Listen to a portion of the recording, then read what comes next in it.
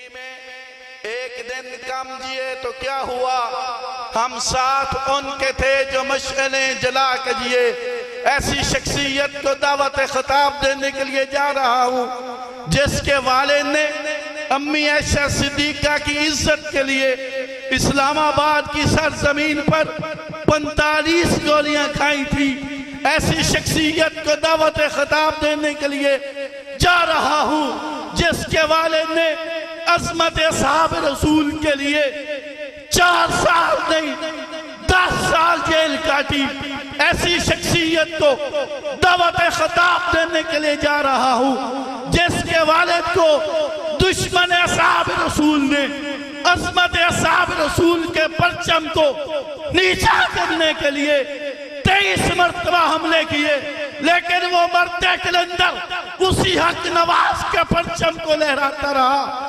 کس کا دعوت خطاب دینے کے لیے جا رہا ہوں جس جرنیل کا نام سن کر دنیا کفر کے اوپر لرزہ ہوتا تھا۔ ایسی شخصیت کو دعوت خطاب دینے سے پہلے کہنا چاہوں گا، وفا بھی دیکھ لی ہم نے، جفا بھی دیکھ لی ہم نے، بڑی مشکل تو یاروں کی عطا بھی دیکھ لی ہم نے۔ بڑا چرچا سنا تھا حاکم کی سزاؤں کا، قاسمیہ کے حاکم کی سزا بھی دیکھ لی ہم نے۔ تشریف لا رہے ہیں پھولوں کی مہکار اعظم، خالد کی تلوار اعظم، حضرت مولانا محمد انس اعظم طارق، ذرا کھڑے آ کر استقبال کیجئے، ذرا کھڑے آ جائیں۔ نعرہ تکبیر! بھائی کم از کم آواز شہداء ناموس صحابہ تک جانی چاہیے۔ نعرہ تکبیر!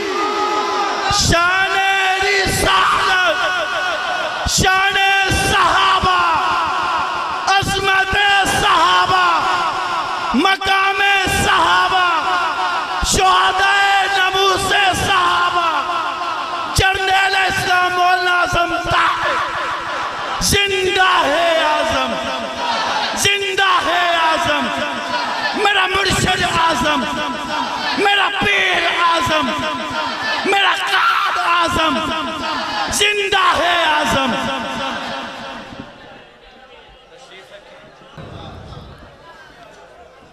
الحمدللہ رب العالمین، والصلاة والسلام علی سید الانبیاء والمرسلین وعلى آلہ واصحابہ ومن تبعہم اجمعین، اما بعد فاعوذ باللہ من الشیطان الرجیم، بسم اللہ الرحمن الرحیم۔ قال اللہ تعالی فی القرآن المجید والفرقان الحمید،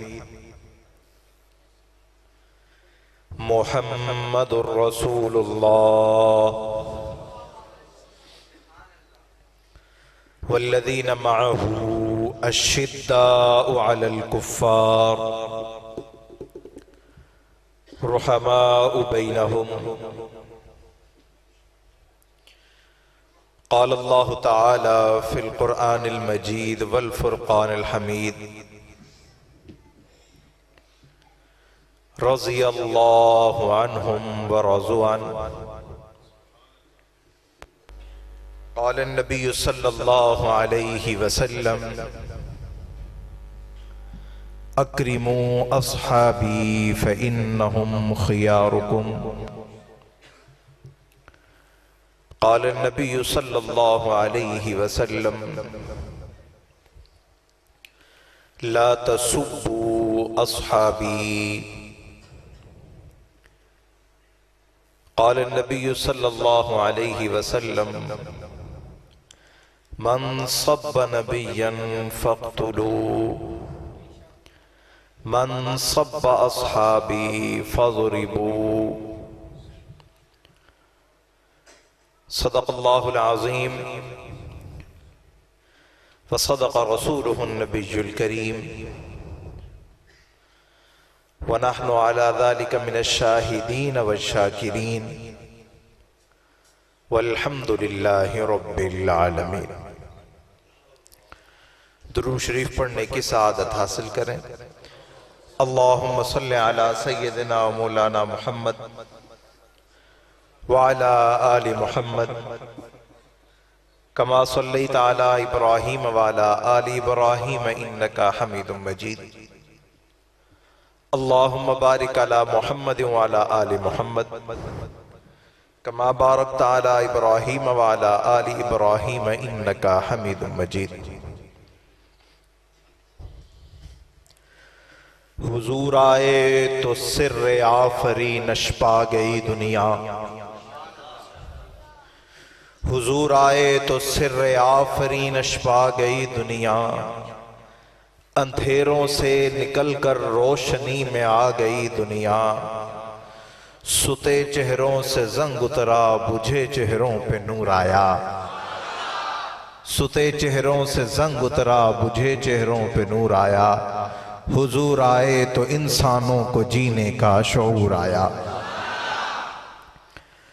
اس محسن اعظم نے آ کر کیا کیا نہ دیا انسانوں کو، اس محسن اعظم نے آ کر کیا کیا نہ دیا انسانوں کو، دستور دیا منشور دیا، کچھ راہیں دیں کچھ موڑ دیے، ہو کروڑوں درود اس آقا پر بت لاکھوں جس نے توڑ دیے، ہو کروڑوں درود اس آقا پر بت لاکھوں جس نے توڑ دیے، لوگوں کو دیا پیغام سکون اور طوفانوں کے رخ موڑ دیے۔ سامعین عزیز وقار، میرے ہم مشن ہم نظریہ دوستو بزرگوں، اسٹیج پر موجود علماء کرام اور مہمان خانے میں موجود خطباء عظام بھی آ چکے ہیں۔ میرے بعد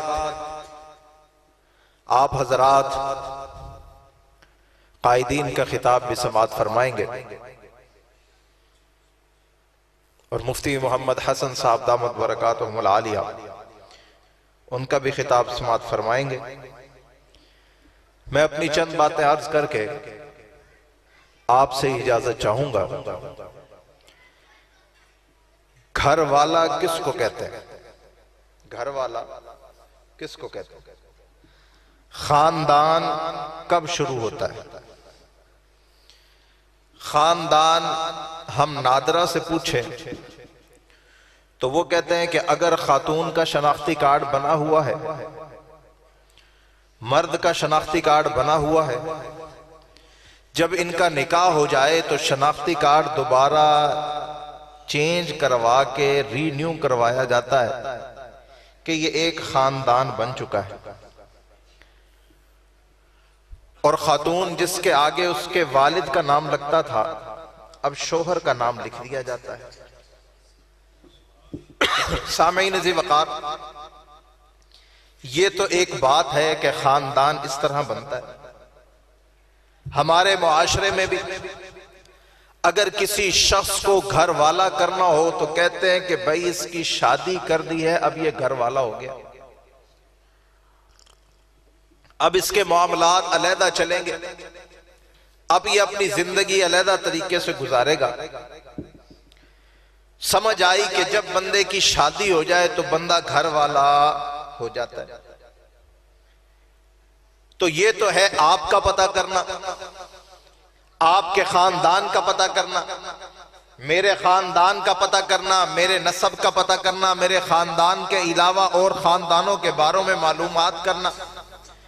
بزرگوں نے لکھا ہے کہ انسان کو اپنے بارے میں جاننا اتنا ضروری نہیں ہے جتنا حضور کے خاندان کے بارے میں جاننا ضروری ہے۔ النبی اولا بالمؤمنین من انفسہم وازواجہ امہاتہم۔ آپ علیہ السلام کے بارے میں اللہ رب العزت قرآن پاک میں کیا ارشاد فرما رہے ہیں کہ اے نبی، یہ جو تیری بیویاں ہیں تیرے حرم میں تو آ گئی ہیں، یہ تیری تو نکاح میں آنے کے بعد منکوحہ بن گئی ہیں، لیکن مسلمانوں کی مائیں بن گئی ہیں۔ یعنی آپ علیہ السلام کا جو حرم شروع ہوا ہے وہ سب سے پہلے آپ علیہ السلام کی بیوی سے شروع ہوا ہے، اور اسی کو ہی اہل بیت کہتے ہیں۔ سامعین ذی وقار، قرآن کی روح سے ہمیں پتا چلا ہے کہ اہل بیت میں سب سے پہلے آپ علیہ السلام کی بیویاں داخل ہیں۔ جب انسان کی بیوی ہوگی، اولاد چلے گی، پوتے پوتیاں ہوں گی، نواسے ہوں گی، پڑپوتیاں ہوں گی۔ اگر اس کا خاندان شروع ہی نہیں ہوا، اگر اس کا رشتہ ہی نہیں ہوا تو خاندان چلے گا ہی نہیں۔ تو سمجھ آ گئی کہ خاندان شروع ہوتا ہے جب دو جوڑے آپس میں مل جائیں، نکاح ہو جائے تو ان کا سلسلہ چل پڑتا ہے۔ سامعین ذی وقار، مکہ کی دھرتی ہے، آپ علیہ السلام کے والد دنیا سے رخصت ہو چکے ہیں۔ آپ علیہ السلام کی والدہ 7 سال کی عمر میں نظروں کے سامنے آپ علیہ السلام کی والدہ دم توڑ چکی ہیں۔ آپ نے جوانی پکڑ لی ہے اور آپ اپنے تایا کے ساتھ، چچا کے ساتھ، آپ اپنے دادا کے مال کو لے جا کر کاروبار کر رہے ہیں۔ سلسلے بڑھتے گئے۔ ایک دن ہوا کیا ہے کہ ایک عورت نے اپنا مال دیا ہے، ساتھ میں غلام دیا ہے، غلام کا نام میسرہ ہے۔ یہ دونوں چل دیے ہیں اور غلام کو کہا ہے تو جس کے ساتھ جا رہا ہے اس پہ نظر بھی رکھنا، اگر یہ حساب صحیح طریقے سے دے تب بھی لکھنا، غلط طریقے سے دے تب بھی لکھنا، کہنا کچھ نہیں، بتانا مجھ کو ہے۔ اس عورت نے مال دیا ہے، غلام ساتھ دیا ہے۔ غلام واپس جب آیا ہے تو اپنے چھت پہ کھڑی ہو کر یہ عورت دیکھ رہی ہے کہ سارے عالم میں دھوپ برپا ہے، لیکن ایک بادل یوں چل رہا ہے جیسے غلام ساتھ چل رہا ہے۔ ایک بادل یوں چل رہا ہے۔ سہیلی نے کہا، نفیسہ نے کہا، اے دیکھتی نہیں ہے کہ سامنے دھوپ ہی دھوپ ہے، لیکن ایک بادل چلتا ہوا آ رہا ہے۔ قریب آئے، دیکھا ہے تو میرا غلام میسرہ ہے، ساتھ میں محمد الرسول اللہ ہے۔ سامعین ذی وقار، یہ میسرہ غلام حضرت ختیجہ کا ہے۔ حضرت ختیجہ نے مال دیا آپ علیہ السلام کو۔ آپ علیہ السلام نے مال لے جا کر تجارت کی ہے، واپس مال لے کر آئے ہیں۔ ہماری عام زبان میں بولے، امپورٹ ایکسپورٹ کا بزنس ہے۔ ایک شہر سے مال دوسرے شہر میں بھیجتے ہیں، ایک ملک سے مال دوسرے ملک میں بھیجتے ہیں، دوسرے ملک کا مال اپنے ہاں لے کے آتے ہیں، پھر اس کو بیچا جاتا ہے۔ آپ علیہ السلام کے اس معاملے کو حضرت ختیجہ نے دیکھا۔ حضرت ختیجہ کہتی ہیں، میں اس وقت میں اپنی سہیلی کے ساتھ موجود ہوں۔ میری سہیلی کہتی ہے، ختیجہ تو نے دیکھا ہے بادل اس کے ساتھ غلام کی طرح چل رہا ہے، کیا ارادہ ہے تیرا؟ پیغام نکاح بھیجوں؟ پیغام نکاح بھیجوں؟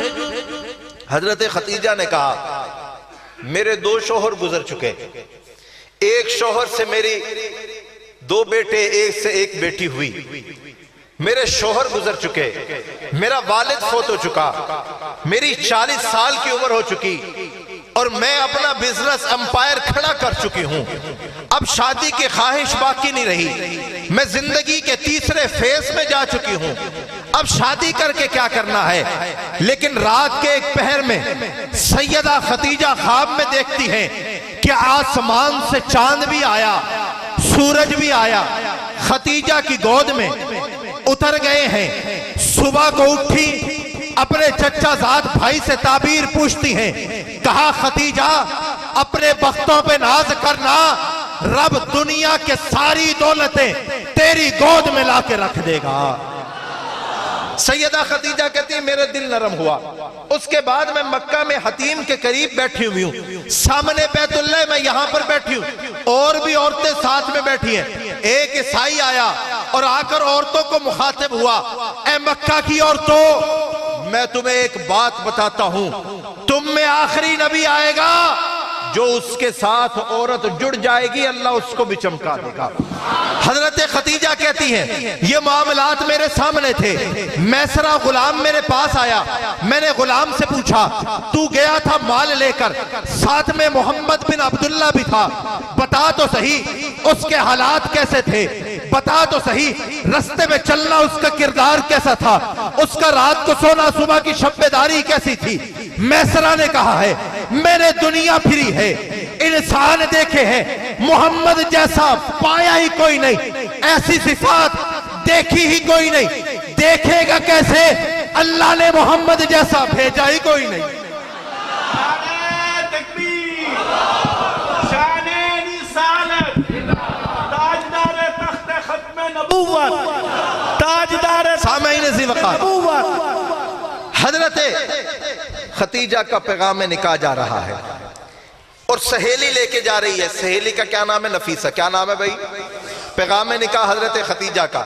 بات یہ ہے کہ ہمیں جتنا اپنے ماں باپ کا پتہ ہے، اپنے رشتہ داروں کا، سسرالیوں کا پتہ ہے، ہمیں اس سے زیادہ حضور کے خاندان کا پتہ ہونا چاہیے.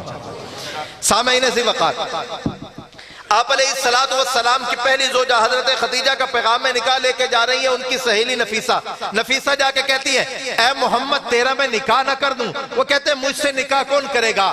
میں تو غریب ہوں، کسی کا مال لے کے جاتا ہوں، پھر جا کے کاروبار کرتا ہوں، اپنا حصہ لیتا ہوں، میرے ساتھ کون نکاح کرے گا؟ فرمایا اگر آپ کہو جو مکہ کی طاہرہ بھی ہے، پاکیزہ بھی ہے، مالدار بھی ہے، نام اس کا خدیجہ ہے، اس سے نکاح نہ کر دوں؟ حضور نے فرمایا خدیجہ راضی ہے، محمد راضی ہے، محمد راضی ہے تو عرش والا رب بھی راضی ہے. پیغام نکاح آ گیا. یہاں سے دو بزرگ گئے، جا کے اس وقت کی شریعت کے مطابق نکاح کیا، نکاح ہو گیا. اب آپ علیہ السلام کی عمر ہے 25 سال. کتنی بھائی؟ حضرت خدیجہ کی عمر ہے 40 سال. یورپ میں انگریز، عیسائی، یہودی ایک اعتراض کہتے ہیں کہ تم اس نبی کا کلمہ پڑھتے ہو اور اس نبی کی دعوت دیتے ہو جو تو یکے بعد دیگرے شادی کر رہا ہے، جس نے 11 شادیاں کی. اور شادیاں وہ کرتا ہے جس کی شہوت زیادہ ہو، جس کی خواہش زیادہ ہو. بات سمجھنے کی ہے، میرے نبی کڑیل جوانی میں، ایک نبی جس میں 40 جنتی مردوں کی طاقت رب نے رکھی ہے، 25 سال کی جوانی میں اگر میرے نبی کے ساتھ کسی نے زندگی گزاری ہے کوئی اور نہیں، ماں خدیجۃ الکبریٰ ہے. اپنے سے 15 سال بڑی. کتنی بھائی؟ 15 سال بڑی ہے. اور آپ علیہ السلام کی عمر ہوئی 50 سال. حضرت خدیجہ کی عمر ہوئی 65 سال. آپ علیہ السلام کی عمر 50 سال، حضرت خدیجہ کی عمر 65 سال. حضرت خدیجہ کا انتقال ہو گیا. انتقال کیسے ہوا ہے؟ شیب ابی طالب میں حضرت خدیجہ نے وہ 3 سال گزارے. چہرے کی حشاشیت جاگ چکی تھی، جسم میں نقاہت پیدا ہو چکی تھی. خدیجہ کو حکم آیا شریعت کے احکامات کے مطابق جو اس وقت اترے تھے، جنازے کا احکام نہ اترا تھا. آپ علیہ السلام کو نبوت ملے ہوئے 10 سال ہو چکے تھے. مکہ میں حضرت خدیجہ کی قبر بنا دی جاتی ہے. 50 سال کا نبی ہے. آپ علیہ السلام کے گھر میں 6 بچے موجود ہیں. بڑے بیٹے کا نام قاسم، لقب آپ کا ابو القاسم مشہور ہوا. آپ علیہ السلام کی بیٹی حضرت زینب، رقیہ، ام کلثوم، خاتون جنت، سیدہ فاطمہ ہے. آپ علیہ السلام کے دوسرے بیٹے حضرت عبداللہ طیب طاہر کے نام سے مشہور ہوئے. یہ دی کس نے ہے؟ حضور نے فرمایا خدیجہ تیری برکت سے اللہ نے اولاد دی ہے، تیری برکت سے اللہ نے محمد کے گھر میں رونق کو پیدا کر دیا. اور حضور نے فرمایا کہ اگر خدیجہ مجھ سے یہ کہے اے محمد مجھے کفن کپڑے میں نہ دے، اپنی کھال میں دے، میں محمد اگر اپنی کھال میں بھی خدیجہ کو کفن دوں تو اس کے احسانوں کا بدلہ نہیں جھٹلا سکتا. فرمایا کہ اللہ نے مجھے خدیجہ کی محبت یوں پلا دی ہے جیسے پیاسے کو پانی پلا دیا جائے. فرمایا کہ جب بھی میں خدیجہ کا ذکر کرتا عائشہ پوچھتی حضرت حضور آپ خدیجہ کا بڑا تذکرہ کرتے ہیں، تو فرمانے لگے عائشہ خدیجہ کے بارے میں مجھ سے کچھ نہ پوچھ. اس نے تب وفا کی جب ساتھ چلنے والا کوئی نہ تھا. اس نے تب مال دیا جب دینے والا کوئی نہ تھا. اس نے ساتھ تب نبھایا جب ساتھ چلنے والا کوئی نہ تھا. آپ علیہ السلام کی عمر ہے 50 سال. کتنی بھائی؟ 50 سال. اب آپ علیہ السلام کے گھر میں 3 بیٹیاں ہیں. پہلی بیٹی حضرت زینب، ان کا نکاح حضرت ابو العاص سے ہو چکا ہے جو حضرت خدیجہ کے بیٹے ہیں. ایک وقت میں دروازے پہ دستخط ہوئی، پوچھا کون؟ کہا حالہ. حالہ کون؟ خدیجہ کی بہن. آواز خدیجہ سے ملتی تھی. حضور نے دل پہ ہاتھ رکھا، ہائے خدیجہ کی یاد آ گئی. سامعین ذی وقار سلسلہ آگے چڑھائیے. آپ علیہ السلام کی عمر ہے 50 سال. اب آپ علیہ السلام کے گھر میں 3 بیٹیاں موجود ہیں. گھر کی ذمہ داری نبھائیں گے یا نبوت کی ذمہ داری نبھائیں گے؟ گھر کا خیال رکھیں گے یا صحابہ کا اور شریعت کا اور قرآن کا لحاظ رکھتے ہوئے دین کو دنیا تک پہنچائیں گے؟ آپ علیہ السلام کے پاس حضرت خولہ تشریف لائیں. کہا محمد تیرا نکاح نہ کر دوں. کہا کس سے کریں گے؟ کہا خدیجہ کے بعد اگر کوئی نکاح میں آئی ایسے خاتون ہو جو بچوں کو بھی سنبھالے. کہا بتا تو صحیح. کہا نکاح کر دیا جاتا ہے. نکاح ہوا ہے جس سے ہوا. حضور کی عمر ہے 50 سال. حضرت سودا کی عمر 51 سال. حضور کی عمر سے 1 سال بڑی ہے. اگر چاہت ہوتی حضور مکہ کی کسی کواری بچی پہ ہاتھ رکھتے. اگر نکاح کیا ہے اپنے سے بڑی سے کیا ہے. اور اب حضور کی عمر ہے 55 سال. کتنی بھائی؟ 55 سال سے لے کر 59 سال تک حضور نے 9 نکاح کیا. 55 سال میں کیا جاذبیت باقی رہتی ہے؟ حضور نے اگر نکاح کیے ہیں یہ ان کا اعتراض کا منہ توڑ ہے کہ تمہارے نبی نے تو بڑے نکاح کیے. حضور نے نکاح کیے ہیں اللہ کا حکم سمجھ کر. حضور نے فرمایا کہ میرے گھر میں کبھی وہی عورت نہیں آئی جس سے میں نے نکاح کیا ہو. یہ ایسے گھر میں اپنی بچی نہیں دی جب تک جبرائیل نے آ کر بتا نہ دیا ہو یا رسول اللہ اللہ کا بھی حکم ہے اس سے نکاح کر لیجئے. سامعین ذی وقار آپ علیہ السلام کے تیسرے نکاح میں جو آئیں وہ حضرت حفصہ ہے. عمر بن خطاب کی بیٹی ہیں. پہلے شوہر شہید ہو چکے ہیں, دوسرے شہید ہو چکے ہیں. حضرت خطاب حضرت عثمان کے پاس پہنچتے ہیں. کہتے ہیں میری بیٹی ہے, بیوہ ہو چکی ہے, اے عثمان میری بیٹی سے نکاح کر لے. حضرت عثمان خاموشی سے ٹھہر گئے. ٹھہرنے کے بعد جواب نہ دیا, گھر کو چلے گئے. حضور کے پاس حضرت عمر گلہ لے کر آئے ہیں. یا رسول اللہ میں اپنی بیٹی کا رشتہ عثمان کے پاس لے کر گیا تھا, عثمان نے اقرار نہیں کیا, خاموشی کر لی ہے, بتائیے. حضور نے فرمایا عمر پریشان نہ ہو, اللہ حفصہ کو عثمان سے بہتر عطا کرے گا, عثمان کو حفصہ سے بہتر عطا کرے گا. دن پھرتے رہے. عثمان صحابی ہے, اللہ نے حفصہ کے لیے نبی پسند کیا ہے. اور خطاب کی بیٹی حفصہ ہے, اللہ نے عثمان کے لیے نبی کی بیٹی کو پسند کیا. سامعین ذی وقار آپ کے سامنے یہ بتانا میں ضروری سمجھتا تھا کہ نبی کے اہل بیت میں سب سے پہلے ازواج مطہرات ہیں. وجہ یہ ہے کہ جب بھی اہل بیت کا تذکرہ ہو ہمارے ایک مافیا نے چند ہی لوگوں کا نام اہل بیت رکھ دیا ہے. میں آگے بڑھنا چاہتا ہوں. آپ علیہ السلام کی 11 بیویاں بھائی. کتنی بھائی؟ کتنی بھائی؟ 2 کا انتقال ہو گیا, حضرت خدیجہ کا اور حضرت زینب کا. باقی بچی 9 جو آپ علیہ السلام کے بعد بھی زندہ رہی. یہ 9 بیویوں میں سے 2 ایسی ہیں جو طلاق یافتہ تھیں, نبی کے حرم میں آئی. 2 ایسی ہیں جو غلام بن کر آئی, آپ علیہ السلام نے آزاد کیا, یہ نبی کے حرم میں آئی ہیں. باقی ایسی ہیں جن کے شوہر تھے یا فوت ہو چکے یا شہید ہو چکے, نبی کے حرم میں آئی ہیں. صرف ایک ہے جو کباری تھی میرے نبی کے حرم میں آئی ہے, ابو بکر کی بیٹی عائشہ صدیقہ. دوسرا درجہ اہل بیت کا. پہلا درجہ ازواج مطہرات, دوسرا درجہ آپ علیہ السلام کی اولاد. آپ علیہ السلام کے بیٹے پیدا ہوئے, بچپن میں ہی انتقال کر گئے. 4 بیٹیاں پیدا ہوئی, چاروں بیٹیوں کی شادی ہوئی. آپ علیہ السلام کی سب سے بڑی بیٹی حضرت زینب, حضرت زینب کا نکاح حضرت ابو العاص سے ہوا. حضرت ابو العاص سے حضرت زینب کے بطن سے اللہ نے 2 بچے عطا کیے. ایک کا نام امامہ رکھا اور ایک بیٹے کا نام علی بن ابو العاص رکھا.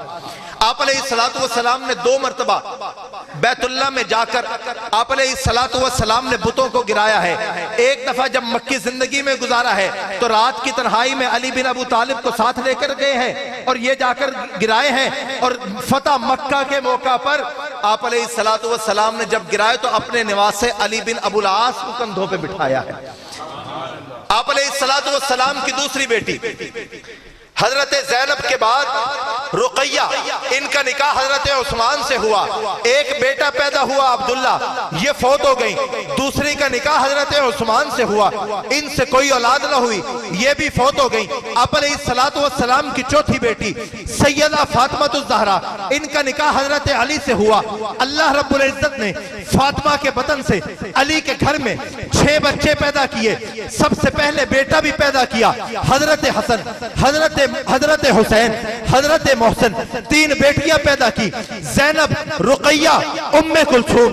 ستم اس بات کا ہے تو علی کا بھی تذکرہ کرے، ستم اس بات کا ہے تو فاطمہ کا بھی تذکرہ کرے، ستم اس بات کا ہے تو علی کی اولاد میں سے 2 کا تذکرہ کرے، باقی کا تذکرہ نہ کرے۔ میں کیسے مانوں تو نبی کی آل سے محبت کرتا ہے، میں اس سے بھی محبت کرتا ہوں جو علی کے گھر میں پیدا ام کلثوم ہوئی ہے، میں اس سے بھی محبت کرتا ہوں جو علی کے گھر میں دلہا بن کے عمر بن خطاب آیا ہے۔ آپ علیہ السلام کی بیویاں کتنی بھائی؟ 11، اور آپ علیہ السلام کی بیٹیاں کتنی بھائی؟ آپ علیہ السلام کی اولاد جو تیسرا درجہ ہے اہل بیت میں، وہ کتنے بھائی؟ حضرت زینب، ان کا ایک بیٹا اور ایک بیٹی۔ دوسرے حضرت عثمان کے گھر میں ایک بیٹا، حضرت فاطمہ الزہرا کے گھر میں 6 بچے۔ سب سے پہلے امہات المومنین، اس کے بعد حضور کی اولاد، اس کے بعد حضور کی اولاد کی اولاد۔ ہم سب کو مانتے ہیں، اہل سنت والجماعت کہتے ہی اسی کو ہیں جو نبی کے گھر کو بھی مانے، نبی کے در کو بھی مانے، جو نبی کے صحابہ کو بھی مانے، نبی کے گھرانے کو بھی مانے۔ ہمیں دین پہنچا ہے تو 2 جگہ سے پہنچا ہے، ایک کو اہل بیت کہتے ہیں، ایک کو صحابہ اکرام کہتے ہیں۔ اہل بیت گھر والوں کو کہتے ہیں، صحابہ در والوں کو کہتے ہیں۔ سامعین ذی وقار، میرے نبی کے ایک نبینہ صحابی ہیں۔ میں نے اہل بیت کا تذکرہ کیا، اب صحابہ کا تذکرہ کرنا چاہتا ہوں، اور آپ حضرات کے سامنے ملک کے مشہور و معروف نعت خان تشریف لے کر آ چکے ہیں، اور ان کے وقت کا بھی خیال کرتا ہوں۔ سامعین ذی وقار، آپ علیہ السلام کے ایک نبینہ صحابی ہیں، ان کے گھر میں ایک لونڈی ہے۔ لونڈی کیا کرتی ہے؟ رات کے وقت میں پانی بھر کے رکھ دے، دن کے اجالے میں کھانا پیش کر دے، ان کی خدمت کے لیے ان کے کپڑے دھو دے۔ لیکن نبینہ صحابی کو باہر سے اطلاع ملی ہے، یہ لونڈی تو میری ہے، باندی تو میری ہے، لیکن نبی کے شان میں گستاخی کرتی ہے۔ یہ لونڈی تو میری ہے، لیکن نبی کے ساتھ میں اشعار پڑھ کے نبی کا حجم بیان کرتی ہے۔ سوچتے رہے کروں گا کیا اگر مار ڈالوں، خدمت کون کرے گا، سپرد کر دوں، بیچ ڈالوں، کروں گا کیا؟ کہتے رات کی تنہائی تھے، ہاتھ میں میرا اس کا ہاتھ تھا، میں نے اس کے سر کے بالوں سے پکڑا ہے۔ نبی کا صحابی ہے، آنکھوں سے دیکھ نہیں پاتا، پتا ہے خدمت کے لیے کسی کا ہونا ضروری ہے، گردن اڑا دی ہے، بتا دیا ہے نبی کا گستاخ ہوگا، صحابی سے برداشت نہیں ہوگا۔ نعرہ تکبیر، شان رسالت۔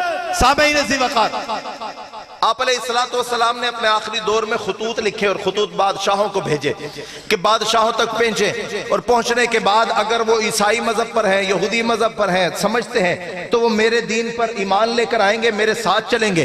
آپ علیہ السلام نے خط بھیجے، ایران کے بادشاہ کے پاس خط آیا۔ کس کے بھائی؟ ایران کے بادشاہ کے پاس۔ اس نے خط کو لیا اور خط کو پھاڑ دیا۔ اس نے گستاخی کی لیکن نبی کے سامنے نہیں کی، نبی کے خط کی گستاخی کی ہے، پھاڑ دیا۔ کسرا جس کو کہا جاتا تھا، اللہ نے انتقام لینا تھا، اللہ نے حالات بدلے، بیٹے کو بادشاہت کی خواہش پیدا ہوئی، بیٹے نے باپ کو قتل کر دیا۔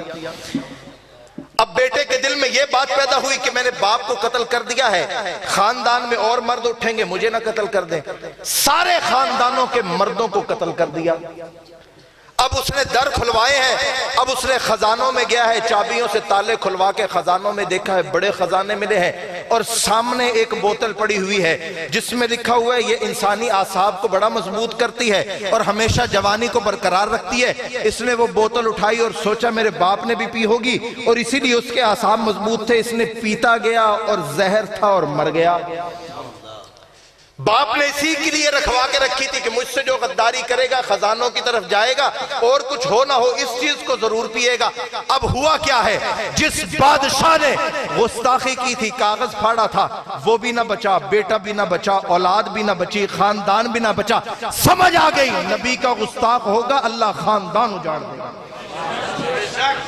سامعین ذی وقار, یہ تو وہ ہے کہ جس نے کاغذ کی گستاخی کی تھی. اب آپ آگے بڑھیں. نبی کا قریبی رشتہ دار ہے, سب سے زیادہ دیوار سے دیوار ملی ہوئی ہے, لیکن گستاخ ہے. کیا کرتا ہے؟ نام اس کا ابو لہب ہے. آ کر نبی کو آپ علیہ السلام کو تشدد کا نشانہ بناتا ہے. اس کی بیوی ام جمیل ہے, رات کی تنہائی میں درختوں سے کانٹوں کو اتار کر لے کر آ کے حضور کے رستے میں بچھاتی ہے کہ باہر نکلیں گے کانٹے چبھیں گے. اسی کا بیٹا ہے جس کے گھر آپ علیہ السلام کی ایک بیٹی کی منگنی بات طے ہوئی تھی. اسی نے بازار میں آ کے آپ علیہ السلام کا گربان چاک کیا, بیٹی کو جواب دیا. آپ علیہ السلام بتائیے تو صحیح, یہ گستاخ ہے, اب ہوگا کیا؟ ربا تو بتا اب ہوگا کیا؟ رات کی تنہائی میں میرے نبی کے دروازے پر کانٹے جو پھینکے اس کا کیا ہوگا؟ جو باہر جائے ابو لہب میرے نبی کو تشدد کا نشانہ بنے اس کا ہوگا کیا؟ ربا نے کہا فکر نہ کر, میں ابو لہب کو ایسی اذیت میں مبتلا کروں گا, ایسی تکلیف میں مبتلا کروں گا. اولاد نے ہاتھ نہ لگایا, ٹانگ پہ پھوڑا نکلا, بڑھتا گیا. اولاد نے ہاتھ نہ لگایا, کرونا سمجھ کے, بیماری سمجھ کے, متعدد بیماری سمجھ کے مجھے نہ لگ جائے. اولاد نے ہاتھ نہ لگایا, حبشی غلاموں کو بلا کر لاش کو اٹھا کر کوڑے میں پھینک کر پتھروں سے بند کر دیا گیا. وجہ بیماری نہیں, نبی کا گستاخ تھا. اسی کی بیوی ام جمیل آگے بڑھتی ہے, کنٹے لے کر آتی ہے, لکڑیاں لے کر آتی ہے. اللہ نے اسی کی بیوی کے گردن میں رسی کو پھنسا کر اذیت کا جملہ پہنچا دیا ہے, عبرت کا نشان بنا دیا ہے. گلے میں پھندا اسی کی رسی بن چکی ہے. اسی کا بیٹا نبی کے گربان کو چاک کرے, اللہ نے گربان کے بدلے اسی کو شیر سے ٹکڑے کروا دیا ہے. ربا تو نے ٹھیک کیا, بہتر کیا. نبی کا گستاخ تھا, عبرت کا انجام بنایا. اب بتا تو صحیح, بیت اللہ کے سامنے اللہ کے نبی نماز پڑھے, سامنے تشدد ہو, اب کیا ہوگا؟ بیت اللہ کے سامنے اللہ کے نبی عبادت کرے, کپڑا گردن میں ڈالا جائے, آنکھیں باہر آ جائے, چہرہ زرد ہو جائے. ربا جو گستاخی کرے, رکا پھاڑے, اس کو عبرت کا نشان بنائے. جو کانٹے بچھائے اس کو عبرت کا نشان بنائے. بتا تو صحیح, بیت اللہ کے سامنے نبی اللہ کو بچانے کے لیے آئے گا کون؟ بچائے گا کون؟ ساتھ کون دے گا؟ نبی کا محافظ بنے گا کون؟ رب نے اگر کسی کو بھیجا ہے ابو بکر صدیق کو بھیجا. نعرہ تکبیر, مصطفیٰ کا ہم سفر, مصطفیٰ کا ہم سفر, شان صدیق اکبر. حضرت ابو بکر صدیق رضی اللہ تعالیٰ اکیلے آئے اور آ کر آپ علیہ السلام کو اس ہجوم سے نکالا اور ہجوم سے نکال کر حضور کو بھیج دیا اور خود حضور کے حصے کی مار کھانے لگ گئے. جو کپڑا حضور کی گردن میں تھا اب ابو بکر کی گردن میں ہے. جو پہلے تھپڑ حضور کے لیے اٹھا تھا اب ابو بکر کے چہرے پر ہے. سیدہ عائشہ فرماتی ہیں میرے والد جب گھر آئے, میں نے گود میں اپنے والد کا سر رکھا تو میں نے سر پر جہاں پر بھی ہاتھ لگایا سر نرم ہو چکا تھا, بال جڑوں سمیت میرے ہاتھ میں آ گئے. بے ہوشی کے عالم میں حضرت ابو بکر صدیق گھر پہنچے ہیں. ہوش آیا, والدہ نے کہا دودھ پی لیجئے. کہا دودھ نہیں پئیں گے, اگر پینا ہے آنکھوں سے حضور کا دیدار پئیں گے. حضور کے دربار میں پہنچے ہیں, دروازے سے داخل ہونے لگے. حضور اٹھ چکے ہیں, یہ بھی سوچ رہے ہوں گے کہ میرے لیے جو مار کھا رہا تھا پتہ نہیں اس کا کیا بنا ہوگا. دو آدمیوں کے سہارے حضور کے دربار میں پہنچے. دروازے میں ابو بکر صدیق کھڑے ہیں, منبر میں آپ علیہ السلام میں ہاتھوں کو پھیلا دیا. کہا ابو بکر تیری جگہ وہاں نہیں, محمد کی باہوں میں ہے. سامعین ذی وقار, جس ابو بکر صدیق نے تنہا ہو کر رسول اللہ کا دفاع کیا تھا، جس ابو بکر صدیق نے تنہائی کا غم نکال ڈالا تھا، بیت اللہ کے سامنے ابو بکر صدیق نے نبی کا دفاع کیا تھا. بتا ابو بکر اکیلا کیوں کیا تھا؟ جانا تھا دوسروں کو لے کے جاتا، جانا تھا ساتھیوں کو لے کر جاتا.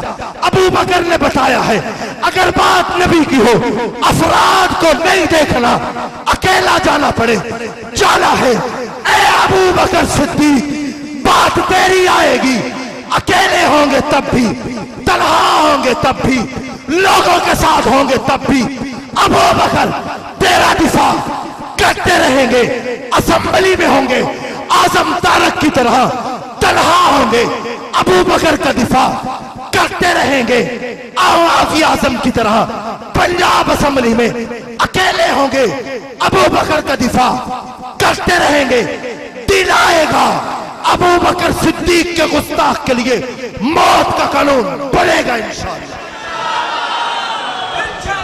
ہم نے سیاست میں قدم رکھا ہی ابو بکر صدیق کی وجہ سے. ہم نے سیاست میں اس دور میں قدم رکھا تھا جب سیاست کا صلہ آہنی زنجیریں تھیں. ہم نے اس دور سیاست میں قدم رکھا تھا جب سیاست کا صلہ آہنی زنجیریں تھیں. سرفروشوں کے لیے دار و رسم قائم تھے، خانزادوں کے لیے مفت کی جاگیریں تھیں. جنہوں نے انگریزوں کے کتے نہلائے ان کو جاگیریں ملی ہیں. سرفروشوں کے لیے تو ہمیشہ ہی دار پھانسی کے پھندے ہی لٹکے رہے ہیں. اگر ہم کوئی محنت کر رہے ہیں اس علاقے میں کریں یا جنگ میں کریں یا پورے ملک میں کریں، اس کی وجہ یہ ہے کہ اگر ابو بکر صدیق نے رسول کا دفاع کیا ہے ہم بھی ابو بکر کا دفاع کریں گے انشاءاللہ العزیز. آخر میں آپ سے عرض کرنا چاہتا ہوں، ہر مسلمان رگ باطل کے لیے نشتر تھا. نشتر مطلب تلوار. ہر مسلمان رگ باطل کے لیے نشتر تھا. اس کے آئینہ ہستی میں عمل جوہر تھا. جو بھروسہ تھا اسے قوت بازو پر تھا. ہے تمہیں موت کا ڈر، اس کو خدا کا ڈر تھا. باپ کا علم بیٹے کو نہ گر ازبر ہو. اگر ہمیں اپنے اسلاف کا نظریہ یاد نہیں ہے، اپنے والدین کا مشن یاد نہیں ہے، پھر یہ کیوں کہیں کہ مکان میں 3 مرلے میرے ہیں. باپ کا علم بیٹے کو نہ گر ازبر ہو، پھر پسر قابل میراث پدر کیوں کر ہو. عقل ہے تیری سپر، عشق ہے شمشیر تیری. میرے درویش خلافت ہے جہانگیر تیری. ماں سوا اللہ کے آگ ہے تکبیر تیری. تو مسلمان ہو تقدیر ہے تدبیر تیری. کی محمد سے وفا تو نے تو ہم تیرے ہیں. کی اصحاب محمد سے وفا تو نے تو ہم تیرے ہیں. یہ جہاں چیز ہے کیا لوح و قلم تیرے ہیں. جو کام تھا وہ کام ہے وہ کام رہے گا. میں مر کے بھی زندہ ہوں اے ظالم، تیرے سر پہ یہی الزام رہے گا. نہ سر جھکا کے جیے نہ منہ چھپا کے جیے. ستم گروں کی نظروں میں نظریں ملا کے جیے. راہ زندگی میں اعظم ایک دن کم جیا تو کیا ہوا، ہم ساتھ ان کے تھے جو مشعلیں جلا کے جیے. وآخر دعوانا ان الحمدللہ.